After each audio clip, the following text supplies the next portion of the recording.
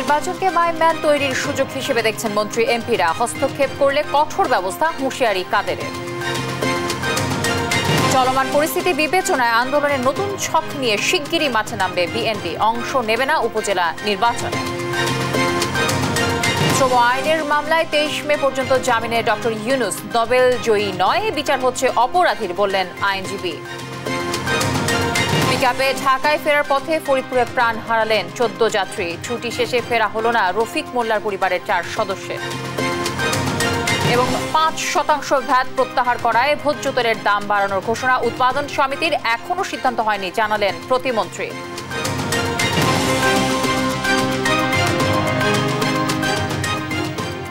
দর্শক, সংবাদ সন্ধ্যায় শুনছিলেন একেএসটিএমটিবার সংবাদ শিরোনাম। সঙ্গে রয়েছে আমি তানজিয়া জুথি।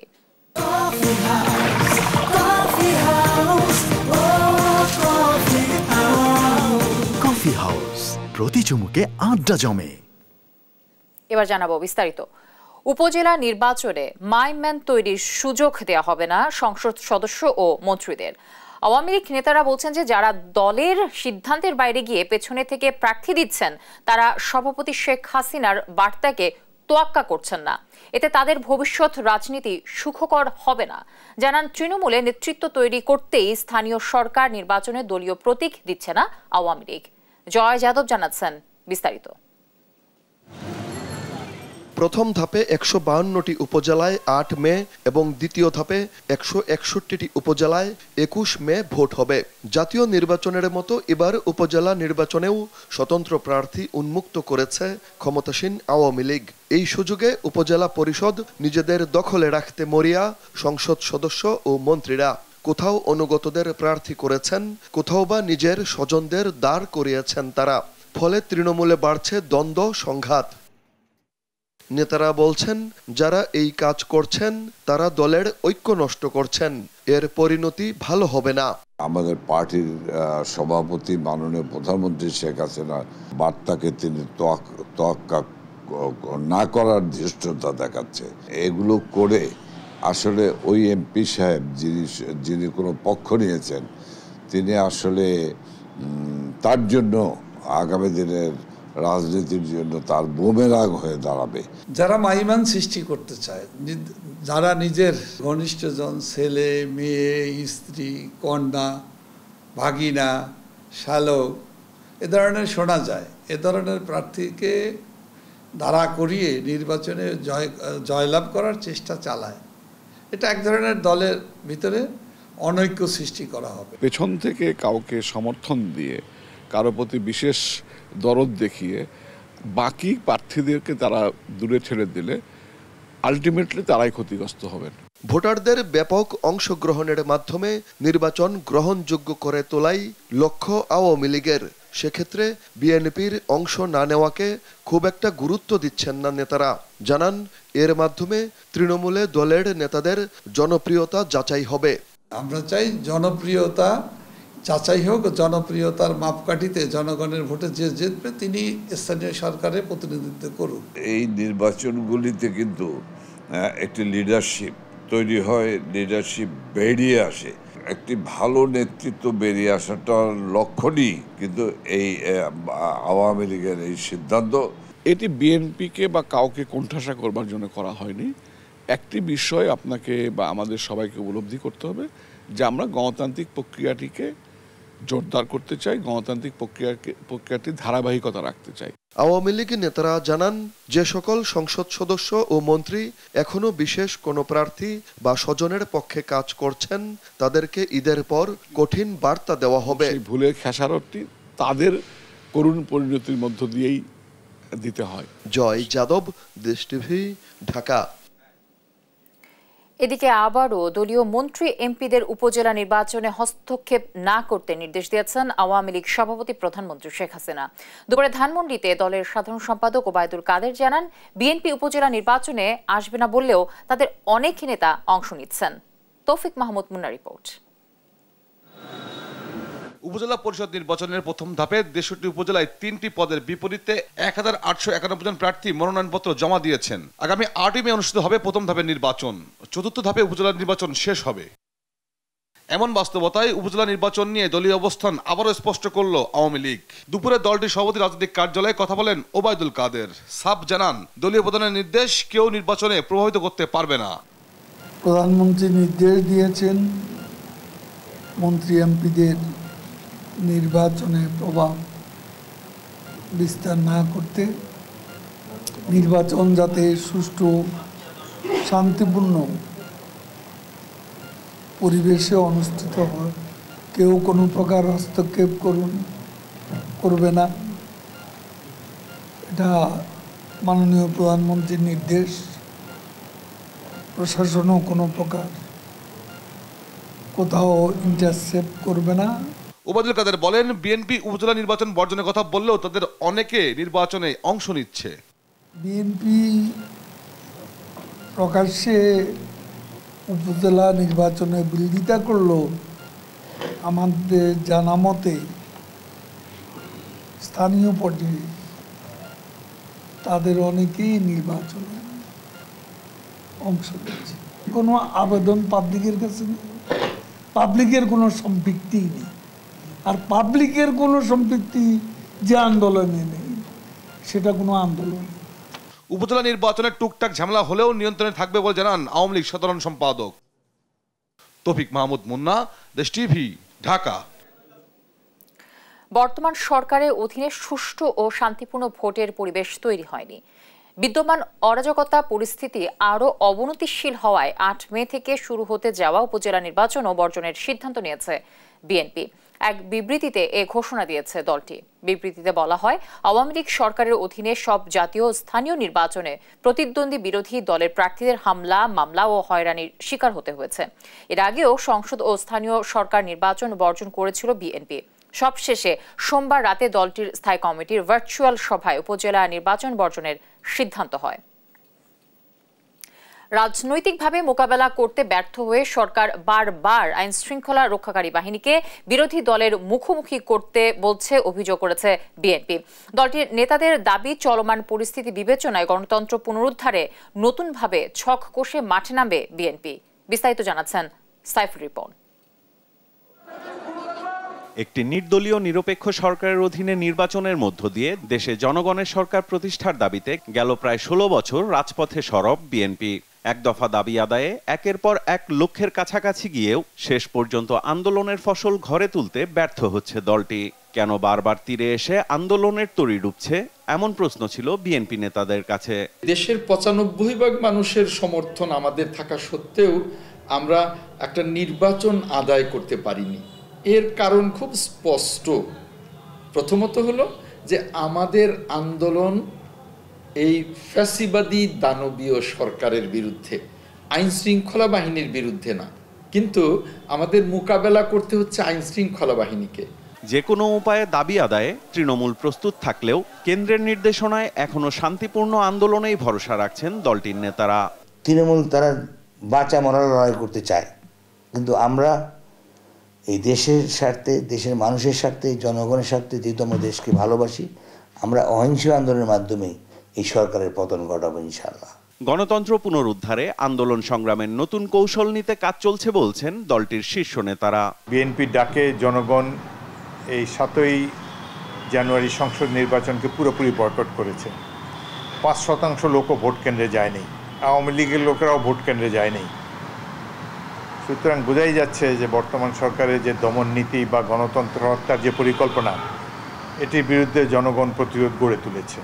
বিএনপি নূতনভাবে আন্দোলনের ছক কষে মাঠে নামবে এবং এবার সাধারণ জনগণের অংশগ্রহণ আরও বেশি হবে। লক্ষ্য অর্জনে বিএনপি শান্তিপূর্ণ পন্থার বিকল্প ভাবছে না দাবি দলটির এই নীতি নির্ধারকের। এই যে একটা নেতিবাচক পরিস্থিতি বাংলাদেশের রাজনীতিতে সৃষ্টি হয়েছে, আমি বিশ্বাস করি আজকে সরকারের মূল চ্যালেঞ্জ হচ্ছে সেই বাংলাদেশের কোটি কোটি নতুন প্রজন্মকে সেই নেতিবাচক চিন্তাধারা থেকে বের করে নিয়ে আসা। এর মূল দায়িত্ব কিন্তু সরকারের উপরে বর্তায়। বিএনপি বন্দুক বলুন, বুলেট বলুন, গ্রেনেড বলুন, টিয়ার গ্যাস বলুন, জলকামান বলুন, যাই বলুন না কেন, বিএনপি কিন্তু শান্তিপূর্ণ প্রক্রিয়া সেটা মোকাবেলা করবে এবং এই নীতিতে আমরা স্থির নিশ্চয়। আকাশ কুসুম চিন্তা না করে বাস্তবতাকে মাথায় রেখেই বিএনপি রাজনৈতিক পরিস্থিতি মোকাবেলা করছে দাবি এই নেতার। আমরা বর্তমান রাজনৈতিক পরিস্থিতি নিয়ে আমরা চিন্তা করছি, এবং সেটা কিভাবে মোকাবেলা করা যায় সেটাই কিন্তু আমরা চিন্তা করছি। সরকারের এই যে অত্যাচার, অনাচার, জুলুম, নির্যাতন বিরোধী দলের উপর, সেটা নিয়ে আমরা চিন্তা করছি। সব কিছু সার্বিক পরিস্থিতি নিয়েই তো চিন্তা করতে, কোনো আকাশ কুসুম কল্পনা করলে তো হবে না। সাইফুল রিপন, দেশ টিভি, ঢাকা। শ্রম আইন লঙ্ঘনের মামলায় সাজাপ্রাপ্ত ডক্টর মোহাম্মদ ইউনুস সহ 4 জনের জামিনের মেয়াদ 23 মে পর্যন্ত বেড়েছে। জামিন আবেদনের ওপর শুনানি শেষে এ সিদ্ধান্ত জানায় শ্রম আপিল ট্রাইব্যুনাল। এর আগে স্থায়ী জামিনের ওপর শুনানিতে অংশ নিতে সকালে ট্রাইব্যুনালে হাজির হন ডক্টর ইউনুস। মাজহারুল ইসলামের রিপোর্টে বিস্তারিত। শ্রম আইন লঙ্ঘনের মামলায় 6 মাসের কারাদণ্ডপ্রাপ্ত ডক্টর ইউনুস এবার 23 মে পর্যন্ত জামিন পেয়েছেন। জামিন আবেদনের উপর শুনানি শেষে আদেশ দেন শ্রম আপিল ট্রাইব্যুনালের বিচারক আব্দুল আউয়াল। এর আগে আপিল নিষ্পত্তি না হওয়া পর্যন্ত স্থায়ী জামিন চেয়ে আদালতে আসেন ডক্টর ইউনুস সহ বাকি আসামিরা। 1 মাসের জামিন দেওয়া আইনের বরখেলাপ উল্লেখ করে ডক্টর ইউনুসের আইনজীবী বলেন, যা হচ্ছে তা অন্যায়। এটা অত্যন্ত ক্ষুব্ধ, ন্যায় বিচার থেকে বঞ্চিত হয়েছি, আইনের বরখেলাপ করা হয়েছে। এই বরখেলাপ সম্পূর্ণভাবে ডক্টর ইউনুসকে টার্গেট করে এবং তার সাথে যারা তাদেরকে টার্গেট করে সরকারের নির্দেশেই করা হয়েছে বলে আমরা মনে করি। আর প্রতি মাসে আদালতে হাজিরার বিষয়ে ডক্টর ইউনুস জানান, আদালতের এখতিয়ার নিয়ে তিনি কোনো মন্তব্য করতে চান না। আদালত যেভাবে হুকুম করে ওইভাবেই আসি, করার কিছু নাই। আপনি কিছু মনে করছেন রেগুলার? আমার তো করার কিছু নাই। তবে রাষ্ট্রপক্ষের আইনজীবী জানান, নিয়ম মেনেই বিচার কার্যক্রম চলছে। ডক্টর ইউনুসকে আইনের মধ্যেই থাকতে হবে। উনি আইন ভঙ্গ করেছেন, আইন ভঙ্গের দায়ে ওনার সাজা হয়েছে, উনি সাজাপ্রাপ্ত আপিলকারী। আমরা আমাদের প্রতিষ্ঠানের তরফ থেকে, প্রসিকিউশনের তরফ থেকে আমরা উনি সম্মানিত কিনা সেটা দেখার আইন আমাদেরকে সুযোগ দেয় নাই। উনি নোবেল লরিয়েট কিনা সেটা দেখার সুযোগ আমাদের নাই। এবং সবচেয়ে বড় কথা, নোবেল লরিয়েট হিসেবে ওনার বিচার হয়নি, ওনার বিচার হয়েছে প্রতিষ্ঠানের কর্ণধারী হিসেবে, শ্রম আইন ভঙ্গকারী হিসাবে। ওকে, গেল 1 জানুয়ারি ডক্টর ইউনুস সহ 4 জনকে 6 মাসের বিনাশ্রম কারাদণ্ড দেয় শ্রম আদালত। মাজহারুল ইসলাম, দেশ টিভি, ঢাকা। বৈশ্বিক সুশাসন ও সমৃদ্ধি প্রতিবেদনে অবনতি হয়েছে বাংলাদেশের। যুক্তরাষ্ট্রের আটলান্টিক কাউন্সিলের প্রতিবেদন অনুযায়ী বাংলাদেশ আছে অধিকাংশ ক্ষেত্রে স্বাধীনতা বঞ্চিত ক্যাটাগরিতে। বিশ্বজুড়ে একযোগে এই প্রতিবেদন প্রকাশে বাংলাদেশ পর্বের সূচনা বক্তব্যে যুক্তরাষ্ট্রের রাষ্ট্রদূত পিটার হাস বলেন, যেখানে রাজনৈতিক, অর্থনৈতিক ও সুশাসনের স্বাধীনতা বিবেচনায় নেওয়া হয়েছে। আলোচক হিসেবে অর্থনীতিবিদ দেবব্রত ভট্টাচার্য উন্নয়নের পরবর্তী ধাপে পৌঁছতে রাজনৈতিক সমঝোতার তাগিদ দেন। আজিউর রহমান কিরণের রিপোর্টে বিস্তারিত জানব আমরা। যুক্তরাষ্ট্রের আটলান্টিক কাউন্সিল সারা বিশ্বে একযোগে প্রকাশ করেছে বৈশ্বিক সুশাসন ও সমৃদ্ধি প্রতিবেদন। রাজনীতি, অর্থনীতি আর সুশাসন বিবেচনায় রেখে করা এই প্রতিবেদনে ধারাবাহিকভাবে 25 ধাপ পিছিয়ে বাংলাদেশের অবস্থান 164 দেশের মধ্যে নেমেছে 141-এ। প্রতিবেদন অনুযায়ী বাংলাদেশ আছে অধিকাংশ ক্ষেত্রে স্বাধীনতা বঞ্চিত ক্যাটাগরিতে, যেখানে অর্থনৈতিক সমৃদ্ধি এলেও রাজনৈতিক এবং সুশাসনের স্বাধীনতায় পিছিয়ে বাংলাদেশ। সূচনা বক্তব্যে যুক্তরাষ্ট্রের রাষ্ট্রদূত পিটার হাস সার্বিক উন্নয়নে বাংলাদেশের পাশে থাকার অঙ্গীকার করেন। A single country the Atlantic Council has looked at ranked mostly unfree and at the same time prosperous. This suggests that to become prosperous, Bangladesh must take bold steps to expand economic, political, and legal freedoms for its people. The United States remains firmly committed to supporting both freedom and prosperity in Bangladesh. We will continue to explore ways to assist Bangladesh in achieving its Vision 2041 goals. But we strongly believe that by unlocking its full potential through increased freedoms, Bangladesh can become the next Asian tiger. আলোচনায় অর্থনীতিবিদ দেবপ্রিয় ভট্টাচার্য সর্বশেষ জাতীয় নির্বাচনের উদাহরণ টেনে বলেন, আওয়ামী লীগের বিদ্রোহী প্রার্থীদের অংশগ্রহণই বলে দেয় প্রতিযোগিতামূলক নির্বাচন কতটা জরুরি। বাংলাদেশের এই মুহূর্তের যে পিছিয়ে থাকার যে রাজনৈতিক প্রবণতা বা রাজনৈতিক উন্নয়ন, সেটা আগামী দিনের বাংলাদেশের বর্ধনশীল এবং অন্তর্ভুক্তিমূলক উন্নয়নের প্রতিবন্ধক হিসেবে দেখা দিচ্ছে। আমার নতুন বিকাশমান মধ্যবিত্ত এবং বাংলাদেশের যে উচ্চবর্গের মানুষ, সেটা ব্যবসায়িক গোষ্ঠী হোক, সেটা আমার নাগরিক সমাজের থেকে হোক, সেটা আমার রাজনৈতিক গোষ্ঠী থেকে হোক, তাদের আবার একটি নতুন সমঝোতায় আসতে হবে বাংলাদেশের পরবর্তী উন্নয়নের ধাপে নিয়ে যাওয়ার জন্য। প্রতিবেদনে গত 3 দশকে বাংলাদেশের রাজনৈতিক অধিকার আশঙ্কাজনকভাবে কমেছে বলেও উল্লেখ করা হয়। আজিজুর রহমান কিরণ, দেশ টিভি, ঢাকা। এ পর্যায়ে সংবাদ সন্ধ্যায় আরো যা থাকছে। তীব্র গরমের মধ্যে দিন শেষে বৃষ্টিতে কিছুটা স্বস্তি। 20 এপ্রিলের পর তাপমাত্রা ছাড়বে 42 ডিগ্রি, সতর্ক করল আবহাওয়া অফিস। ফের সড়কে ঝরল প্রাণ। ফরিদপুরে বাস ও পিকআপ ভ্যান সংঘর্ষে প্রাণ গেছে 14 জনের। নিহতদের মধ্যে 4 জনই একই পরিবারের। মঙ্গলবার সকালে ফরিদপুরের কানাইপুরে এ ভয়াবহ দুর্ঘটনাটি ঘটে। এদিকে ময়মনসিংহের তারাকান্দায় সড়কে প্রাণ গেছে 2 জনের। শফিকুল ইসলাম শামীমের তথ্য ও ছবিতে বিস্তারিত জানাচ্ছেন ডেস্ক রিপোর্টে। ঈদের ছুটি কাটিয়ে ঢাকায় ফেরা হলো না রফিক মোল্লার পরিবারের। স্ত্রী সন্তানদের নিয়ে পাড়ি জমালেন না ফেরা দেশে। বোয়ালমারী থেকে পিকআপে করে ফরিদপুর হয়ে ঢাকা যাচ্ছিলেন তারা। মঙ্গলবার সকালে ফরিদপুর যশোর মহাসড়কের কানাইপুর অংশে যাত্রীবাহী বাস ও পিকআপ ভ্যানের মুখোমুখি সংঘর্ষে 13 জন নিহত হয়েছেন। এই সময় ঘটনাস্থলেই মারা যান 11 জন।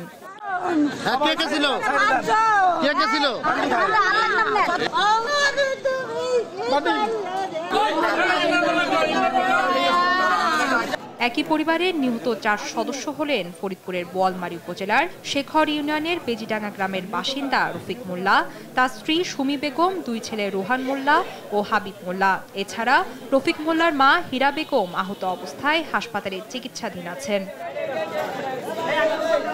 আহতদের উদ্ধার করে হাসপাতালে পাঠিয়েছে ফায়ার সার্ভিস। হাসপাতালে নেওয়ার পর প্রাণ হারান আরো 2 জন। পুলিশ জানায় ইউনিক পরিবহনের একটি যাত্রীবাহী বাস ঢাকা থেকে মাগুরা যাচ্ছিল।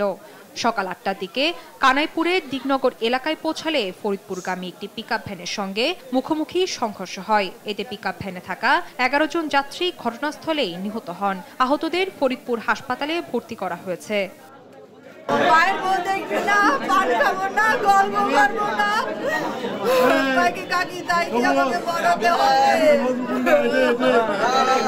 সরকার ওনাদেরকে যে ত্রাণের টিন দেবে সেই টিন নেওয়ার জন্য জেলা প্রশাসকের কার্যালয়ে আসতেছিলেন, কিন্তু হঠাৎ আসার সময় পিকআপ ভ্যানে ইউনিক বাসে অ্যাক্সিডেন্ট হয় কানাইপুর তেঁতুলতলা নামক স্থান। এইদিকে ময়মনসিংহ শেরপুর মহাসড়কে 2 বাসের মুখোমুখি সংঘর্ষে 2 যাত্রী নিহত হয়েছেন। আহত হয়েছেন কমপক্ষে আরো 25 জন যাত্রী।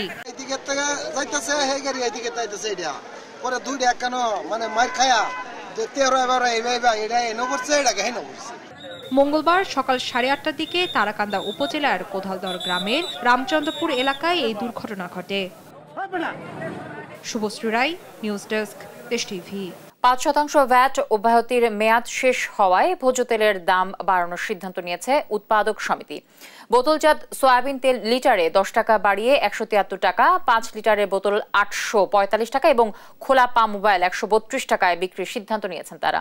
তবে বাণিজ্য প্রতিমন্ত্রী জানান আগের দামে ফিরে যাওয়ার সুযোগ নেই। ইফতেখার রেজা রিপোর্টে বিস্তারিত। ভোজ্য তেলের দাম নিয়ন্ত্রণে উৎপাদন ও আমদানিতে ভ্যাট অব্যাহতি দেয় সরকার। এর মেয়াদ কয়েক দফা বাড়লেও 15 এপ্রিল শেষ হয় ভ্যাট অব্যাহতির মেয়াদ। এরপর দিন 16 এপ্রিল ভোজ্য তেলের নতুন দাম নির্ধারণ করে বিজ্ঞপ্তি দেয় তেল উৎপাদক সমিতি, Bangladesh vegetable oil refiners and Vanaspati manufacturers association. নতুন এই দামে বোতলজাত সয়াবিন তেল লিটারে 10 টাকা বাড়িয়ে 173 টাকা, 5 লিটার সয়াবিন তেল 845 টাকা এবং খোলা পাম তেল লিটার 132 টাকা করার প্রস্তাব করা হয়। কিন্তু এর পরপরই ঢাকা রিপোর্টার্স ইউনিটিতে এক অনুষ্ঠানে বাণিজ্য প্রতিমন্ত্রী জানান 5% ভ্যাটের অব্যাহতির মেয়াদ শেষ হলেও আগের দামে ফিরে যাওয়ার সুযোগ নেই। আমরা মাত্র 5% ডিউটি কমিয়েছিলাম তেলে।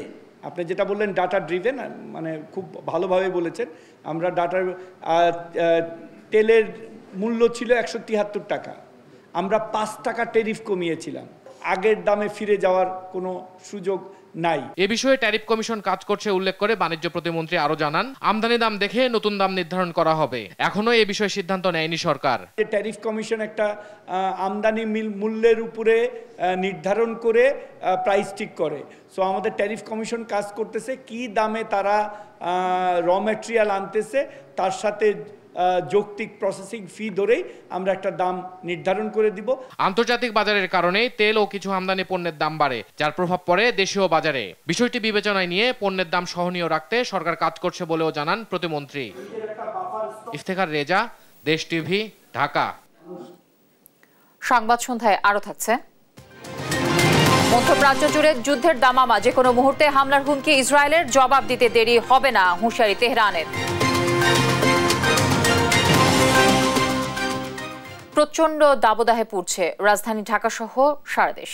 আগামী সপ্তাহে তাপমাত্রা আরও বেড়ে 42 ডিগ্রি সেলসিয়াস হতে পারে বলে সতর্ক করেছে আবহাওয়া বিভাগ। এই অবস্থায় বেশি বেশি বিশুদ্ধ পানি পানের পরামর্শ দিয়েছেন চিকিৎসক। এদিকে দিন শেষে বিকেলের বৃষ্টিতে রাজধানীতে কিছু সময়ের জন্য বয়ে আনে স্বস্তি। হাসান মাহমুদের রিপোর্ট। গেল 24 ঘন্টায় ডায়রিয়ার মতো পানিবাহিত রোগে রাজধানীর মহাখালী আন্তর্জাতিক উদারাময় গবেষণা কেন্দ্র আইসিডিডিআরবি হাসপাতালে ভর্তি হয়েছেন প্রায় 500 রোগী।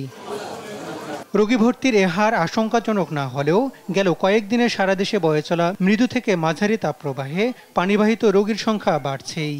খাবারের ভিতরে কালকে একটু চিকেন খেয়েছিল বাইরে থেকে কিনা, ওইটি বাতি খাওয়া, আর এমনি কোনো বাতি খাওয়া খায় না। বাতি খাইছিল আর একটু চটপটি মটপটি খাইছিল, এই অবস্থা। তীব্র তাপদাহের মধ্যে অনেকটা বাধ্য হয়েই ঘর থেকে বের হচ্ছেন কর্মজীবী মানুষ। বাইরের খাবারও খাচ্ছেন কেউ কেউ, এতে ঝুঁকি বাড়ছে ডায়রিয়ার মতো রোগের। জানি এটা খুব একটা ভালো না, তারপরে খেতে হচ্ছে। আমরা যে রাইড ইউজ করি আমাদের আসলে খুবই কষ্ট হয়ে যায়। যখনই তৃষ্ণা লাগে তখনই এই যে লোকাল পাইগুলো আছে, ওয়াটার লেমনগুলো বিক্রি করে, এগুলোই খাই আমরা। রাজধানীর বাইরে তীব্র দাবদাহে নাকাল সাধারণ মানুষ। সাধারণ সময় তাপমাত্রা 30-এর কাছাকাছি থাকলেও কোথাও কোথাও তাপমাত্রা 40 ডিগ্রি ছাড়িয়েছে। হাঁসফাঁস অবস্থা সাধারণ মানুষের। ঘন্টায় ঘন্টায় কারেন্ট যাচ্ছে, যার কারণে আর আবহাওয়া খুব প্রচন্ড গরম। সবার অসুখ, বাচ্চা ইন্টার অবস্থা খারাপ, গাড়ি আইতে হলো অবস্থা খারাপ, মাথা ঘুরিতেছে। গরম খুব অতিষ্ঠ আছে, গাড়ি চালাতে পারতেছি না। বাতাস তো পুরো আগুনের ধোঁয়া ছুটতেছে। যে এই অবস্থায় বাইরের অস্বাস্থ্যকর খাবার এড়িয়ে চলার পরামর্শ চিকিৎসকদের। বাইরের বিশেষ করে রাস্তার পাশে অস্বাস্থ্যকর খাবারগুলো খাওয়া পরিহার করতে হবে, কারণ বিশেষ করে আপনার রাস্তার পাশে যে শরবতগুলো পাওয়া যায়, তারপরে ফুচকা পাওয়া যায়, সেগুলো না খাওয়াটাই বেটার। আর কোনো কারণে বাইরে গেলে ছাতা ব্যবহার করতে হবে এবং বারে বারে একটু পানি বেশি করে খেতে হবে, যাতে গরমের প্রভাব থেকে বাঁচা যায়। আবহাওয়া অধিদপ্তর বলছে এপ্রিল জুড়ে অব্যাহত থাকবে এ তাপপ্রবাহ। এমনকি 20 তারিখের পর কোথাও কোথাও তাপমাত্রা ছাড়িয়ে যেতে পারে 42 ডিগ্রি সেলসিয়াস। ওভারঅল দেশের দক্ষিণাঞ্চলে তাপদাহ থাকবে, এমনকি 20 তারিখে পরে যে আমরা দেখতে পাচ্ছি যে এই এলাকা আরও বেড়ে যাবে তাপদাহ।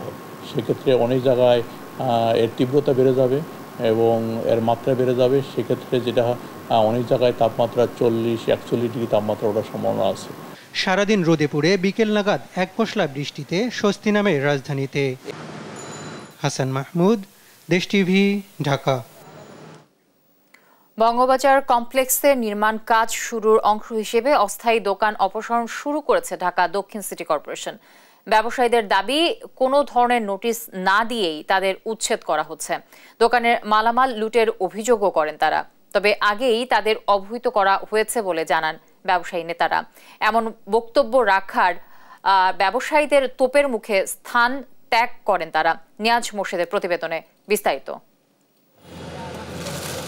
শুরু হয়েছে বঙ্গবাজারের অস্থায়ী দোকান অপসারণের উচ্ছেদ অভিযান। সোমবার সকালে ঢাকা দক্ষিণ সিটির নিয়োগ দেয়া ঠিকাদারি কোম্পানি এনডিআই উচ্ছেদ অভিযানে নামে। তবে ব্যবসায়ীদের অভিযোগ, কোনো ধরনের নোটিশ না দিয়েই উচ্ছেদ করা হচ্ছে। কোনো মার্কেটে ব্যবসায়ীদের সাথে এরা কোনো যোগাযোগ করে না, বলে আমরা জানি না। দুইজনের সাথে যদি পরিচয় থাকে বলে আমরা কিছুই জানি না।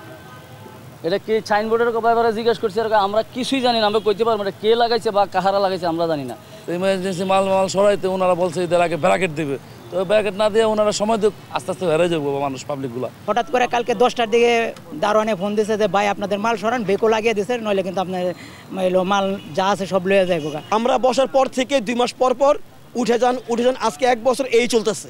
ঈদের ছুটিতে মালামাল লুটেরও অভিযোগ করেন তারা। দোকানের চোখবিন্দু লেগে গেছে, তাহলে নিচে কেটে এগুলো যে কাট করে এই যে আমরা এগুলো করছি, মাস্ট সব আমরা আমাদের টাকার কিনে এগুলো সব। শুরুতে এখানে 1-2টা দোকান ভাঙা শুরু করছে, তারপরে কাঙ্গালে লুটপাট করে যে যার মতো নিয়ে গেছে। আমরা কিন্তু অনেকজন পাই নাই কিছু সহায়তা। এদিকে ঠিকাদারি কোম্পানির ভেকু চালকের দাবি, কোনো মালামাল লুট হয়নি। তার এই বক্তব্যে প্রতিবাদ জানায় ক্ষতিগ্রস্ত ব্যবসায়ীরা। ব্যবসায়ী আছে ঠিক আছে, আপনারা ভাঙছেন, এটা গোডাউন নাই, কিছু নাই, এটা আমরা ভালো তো সময় দেন, একদিন দুদিন সময় দেন আমাদেরকে। সবাই জানে যে কুরবানি পর্যন্ত সময় থাকবে, কিছু বলেন না আপনারা। সবাই জানে কুরবানি পর্যন্ত সময় থাকবে, সবাই মাল রাখি গেছে। পরে ঘটনাস্থলে আসেন ব্যবসায়ী নেতারা। তারা জানান, ব্যবসায়ীদের জানিয়ে মালামাল সরিয়ে নেওয়ার ব্যবস্থা ব্যবস্থা করা হয়েছে। এটা মিথ্যে কথা। আমাদেরই ভাই, ব্যবসায়ী আমাদের, আমরা কেন করব? তারা তো আমাদেরই। না, হুট করে করা হয় না, হুট করে করেন। আপনাকে কে বলছে হুট করে করা হয়েছে? বঙ্গবাজারে একটা মার্কেট আছে, এখানে খালি আছে 5 তলা 6 তলা, সেখানে নিয়ে যেতে পারি তাদেরকে আমরা। নেতাদের এমন বক্তব্যের প্রতিবাদ জানায় ক্ষতিগ্রস্তরা। এতে দ্রুত স্থান ত্যাগ করেন নেতারা। দ্রুত অনুদানের টাকা পরিশোধ করে পুনর্বাসনের দাবিও জানান বঙ্গবাজারের ক্ষতিগ্রস্ত ব্যবসায়ীরা। নিয়াজ মোরশেদ, দেশ টিভি, ঢাকা।